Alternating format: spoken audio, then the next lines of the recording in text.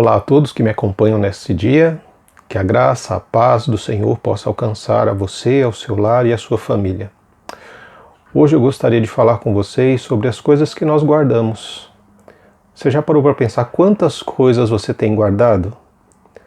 Objetos que são guardados, livros, DVDs, carrinhos, bonecas, tantas coisas que nós guardamos fisicamente, né? Ao ponto de em muitos momentos nós temos um quartinho de bagunças, um quartinho onde nós guardamos todas as coisas que nós pensamos que talvez em algum momento ou em algum dia possam nos ser úteis.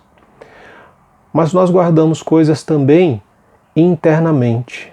Nós guardamos sentimentos, emoções, pensamentos, e muitas vezes essas coisas não deveriam estar onde estão. Já deveríamos ter descartado muitas coisas. E é isso que nós gostaríamos de conversar nesse dia com você. A palavra do Senhor, em Provérbios, no capítulo 4, no verso 23, nos traz aquilo que nós realmente deveríamos guardar, aquilo que nós devemos realmente nos preocupar em preservar.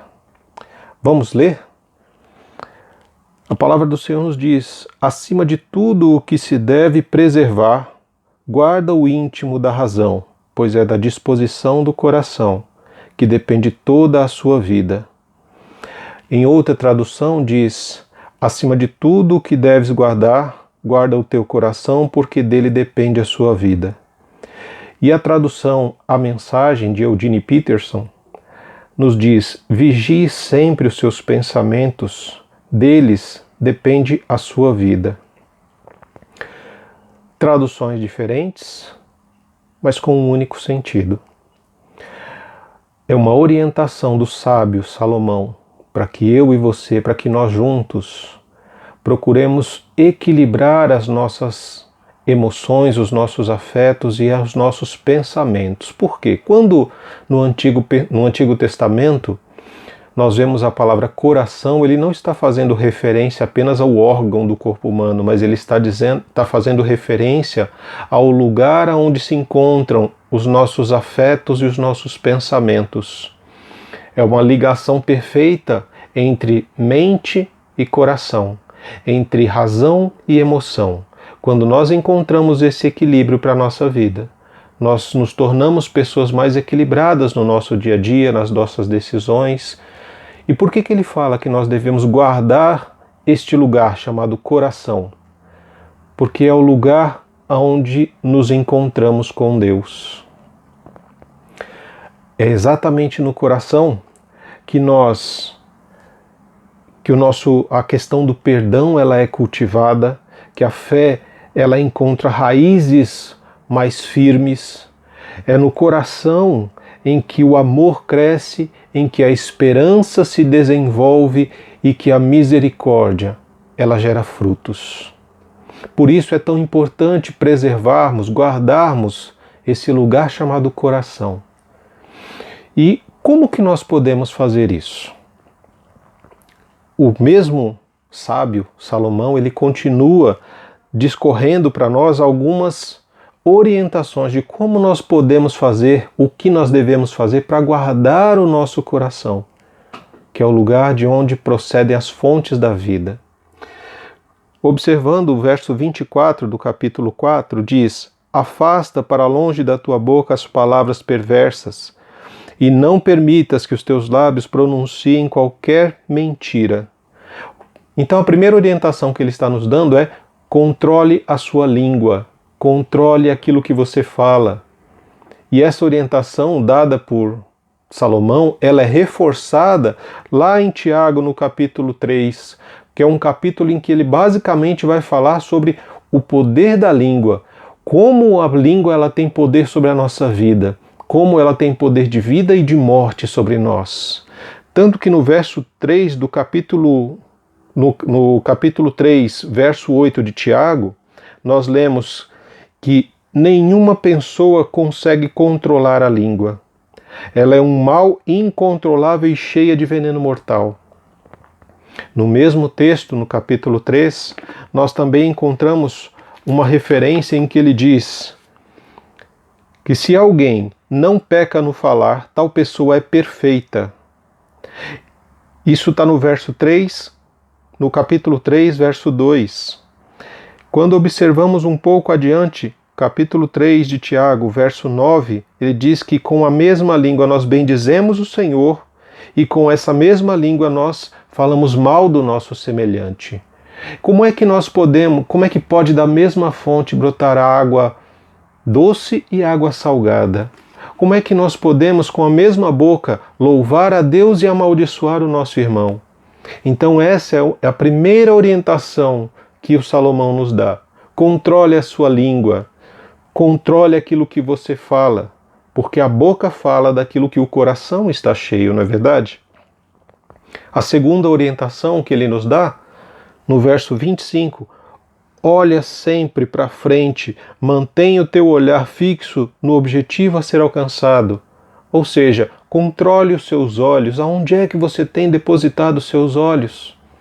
A palavra do Senhor em Mateus, orientação de Jesus, no capítulo 6, no verso 22, diz que os nossos olhos são a lâmpada para os nossos corpos. Se os nossos olhos forem bons, o nosso corpo será iluminado. Mas se os nossos olhos forem maus, todo o nosso corpo será tomado de absoluta escuridão. Ou seja, se os nossos olhos estão alimentando o nosso coração de coisas boas, as atitudes que nós teremos serão atitudes que vão refletir luz, que vão refletir a luz que nós precisamos ser na manifestação do Evangelho. Mas quando nós alimentamos o nosso coração, o nosso pensamento de coisas ruins, as nossas atitudes também vão refletir isso. E aí vem palavras ruins, palavras que machucam, denigrem o outro. Não é verdade? Então nós precisamos controlar a língua, controlar os nossos olhos, e ele não para por aí. Ele continua nos orientando. O verso 26 ele fala sobre refletir sobre as tuas escolhas. E isso é extremamente importante nos dias atuais. Refletir sobre aquilo que nós escolhemos. O que é que tem tomado o seu pensamento? O que tem alimentado a sua mente? O que tem direcionado aquilo que você está pensando no seu íntimo? Quando nós observamos a palavra do Senhor, lá em Filipenses, no capítulo 4, ele vai dizer uma coisa muito importante. Ele diz para nós, olha, não andei ansiosos por coisa alguma, antes façam conhecidas de Deus todas as suas ansiedades por meio de orações e súplicas. Ou seja, à medida que nosso coração, os nossos pensamentos e afetos estão sendo tomados pelas ansiedades da vida, estão nos deixando ansiosos, nós precisamos abrir mão disso por meio da oração e súplica. Coloca tudo aquilo que tira a sua atenção, que deixa suas emoções agitadas, coloca tudo isso na presença de Deus, por meio da oração, por meio da súplica. E quanto ao que deve realmente tomar os nossos pensamentos, ele vai dizer, olha, tudo que é bom, tudo que é agradável, tudo que é de boa fama, tudo que é verdadeiro, tudo que é justo, todas essas coisas precisam estar habitando no nosso pensamento. São essas coisas que precisam ter lugar no nosso pensamento, porque ele vai nos ajudar a refletir sobre tudo que nós precisamos tomar escolhas. E escolhas são muito importantes, tanto que nós lemos no capítulo 6 de Lucas, a partir do verso 12 e 13, quando Jesus ele precisava tomar uma decisão, fazer uma escolha muito importante sobre aqueles que haveriam de dar continuidade ao seu ministério, que haveria de escolher os 12 apóstolos, para que ele pudesse realmente fazer uma escolha de acordo com a vontade do Pai, ele passou uma noite inteira em oração, para se preparar e colocar o seu coração diante do Pai, para que ele fosse provado, para que realmente ele pudesse escolher para glorificar o Pai. Então isso é importante. Controle a sua língua, controle os seus olhos, Controle as suas escolhas, as suas decisões, aquilo que está tomando espaço na sua mente, no seu coração. E ele continua falando para nós, no verso 26 ainda: reflete sobre as tuas escolhas e sobre o caminho por onde andas, e todos os teus planos serão bem-sucedidos. Não te desvies nem para a direita e nem para a esquerda. Retira o teu pé da malignidade. O que ele está dizendo para nós aqui, meus irmãos? É que, na realidade, nós precisamos refletir sobre as nossas escolhas, para que possamos entender que só existem dois caminhos diante de nós. É o caminho da vida e o caminho da morte. Mateus, no capítulo 7, verso 13 e 14, vai dizer que tem um caminho largo, que é um caminho amplo, um caminho fácil, e que muitas pessoas são conduzidas a esse caminho, porque encontram facilidades. E tem o caminho estreito, que é um caminho difícil, um caminho pedregoso, um caminho realmente que vai fazer sangrar muitas vezes os nossos joelhos, os nossos pés, e poucas pessoas têm adentrado por este caminho. No fim das contas, amados, só existem dois tipos de gente: os salvos e os condenados. E nós precisamos entender essas orientações que nos são passadas pelo sábio Salomão. Porque ele fala para nós: olha, de tudo que deves guardar, guarda o teu coração, porque dele procede as fontes da vida. É o lugar do encontro com Deus. Mas essa é a forma, são algumas orientações que ele nos dá para vigiar, para controlar, para tentar guardar o coração, né? Que guardar não é simplesmente pegar o coração, né, os nossos pensamentos e emoções, colocar numa caixinha e dizer, bem, aqui está guardado. Não, é vigiar, é tomar conta daquilo que os teus olhos veem, é tomar conta daquilo que está tomando espaço no seu pensamento, aquilo que está afligindo as suas emoções, é vigiar as suas escolhas. As suas escolhas, elas têm te deixado mais próximo de Deus ou mais longe? À medida que você vai se tornando mais experiente, você está tomando decisões que fazem você se parecer mais com Jesus ou mais com o mundo? São essas as coisas que nós precisamos refletir. E dentro dessas questões, amados, o nosso coração, depois da queda, ele se tornou um coração doente, um coração enganoso. Quando nós tentamos seguir os nossos próprios pensamentos e emoções, nós acabamos nos decepcionando. E a palavra do Senhor é muito clara. Olha o que diz para nós Jeremias, Jeremias capítulo 17, a partir do verso 9. Não há nada mais enganoso e irremediável do que o coração humano. A sua doença é incurável. Quem é capaz de compreendê-lo? Eu, o Senhor, sondo profundamente o coração e examino a mente dos homens, a fim de entender cada pessoa de acordo com a sua atitude e conforme as suas obras. O nosso coração, ele é um coração doente. É um coração que busca autossuficiência, que busca tomar decisões por si próprio. E muitas vezes, quando nós seguimos o nosso coração sem consultar a Deus, sem gastar tempo de oração na presença do Senhor, nós acabamos nos decepcionando e nos frustrando, porque não estamos guardando da forma adequada o nosso coração. Por isso que o Senhor, ele prepara um lugar chamado deserto. Lá em Deuteronômio, no capítulo 8, verso 2, ele diz que o objetivo principal de nos levar para os lugares silenciosos e desertos é para provar o nosso coração, para saber se as coisas que nós estamos fazendo são realmente para glorificar a Deus ou se são simplesmente para exaltar o homem, para exaltar o ser humano. E é nesse momento de prova, no meio do deserto, que nós somos apertados, somos queimados nas nossas vaidades, no nosso orgulho.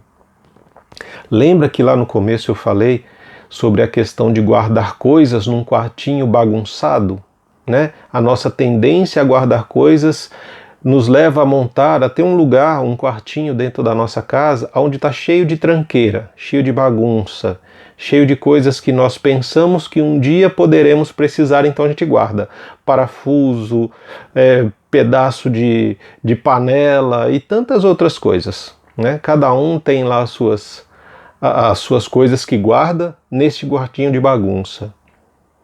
E quando nós observamos a palavra do Senhor, lá em Mateus, no capítulo 6, uma questão muito importante quando Jesus fala sobre a oração. Ele diz para nós que para realizarmos uma verdadeira oração, nós temos que entrar no nosso quarto, fechar a porta e ali, no silêncio, no secreto, o Deus que nos vê em secreto, Ele vai responder a nossa oração. Não o Deus que nos ouve, mas o Deus que nos vê no secreto. Por que o Deus que nos vê no secreto? Porque quando ele está falando daquele quarto, ele não está falando do quarto que nós conhecemos, que tem uma cama, que tem guarda-roupa, que tem armários e tal. Não, ele não está falando desse quarto onde nós dormimos. Ele está falando do quarto da bagunça, de um quarto onde nós temos vergonha de levar as pessoas. Né? A palavra ali usada para quarto é tandeion, no grego.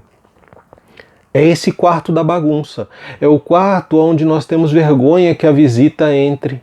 É o quarto onde nós não deixamos que algumas pessoas entrem porque está muito bagunçado. E se nós observarmos verdadeiramente o lugar onde nós não permitimos que as pessoas muitas vezes adentrem, é no nosso coração. Esse é o lugar, esse é o quarto em que Deus está falando. É nesse lugar que o Senhor está aguardando para ter um encontro conosco. É no seu coração, no seu tandeion, no seu quarto de bagunça. Deus quer adentrar nesse coração que está bagunçado por pensamentos e emoções, por medos, dúvidas, angústias, mágoas, amargura, falta de perdão. É nesse lugar que o Senhor quer adentrar. Para que juntos, quando você adentrar nesse lugar da bagunça, o Senhor vai entender que você está dizendo a Ele: Senhor, eu dependo do Senhor para me ajudar essa bagunça que eu construí aqui dentro. Me ajuda a organizar, me ajuda a tirar aquilo que não presta, me ajuda a jogar fora, Senhor, aquilo que está me fazendo mal. Porque muitas vezes nós guardamos tanta coisa que nos faz mal e o Senhor não quer que nós venhamos a adoecer. Ele quer nos dar saúde, Ele quer nos dar alegria, Ele quer nos dar paz, Ele quer nos dar tranquilidade. Por isso que Ele diz, olha, de tudo que você deve guardar, guarda o teu coração, porque dele procede as fontes da vida. Se esse lugar chamado coração, que também é o lugar do encontro com Deus, que é o lugar de oração, que é o lugar onde nós compartilhamos com o Senhor as bagunças que nós mesmos fazemos da nossa vida, é esse lugar que Deus quer organizar, é nesse lugar que Deus quer te dar vida. Mas você precisa reconhecer isso, você precisa ir até este lugar, você precisa permitir que Deus ajude você a realmente limpar esta bagunça que você fez, porque nós é que fazemos a bagunça no nosso coração e na nossa mente. E Deus, Ele quer nos ajudar, nos levando a uma transformação de mente, uma transformação de coração, a fim de que nós venhamos a desfrutar da boa, perfeita e agradável vontade de Deus. Dessa forma, eu te pergunto, você mesmo que está me ouvindo nesse dia, você tem guardado o seu coração?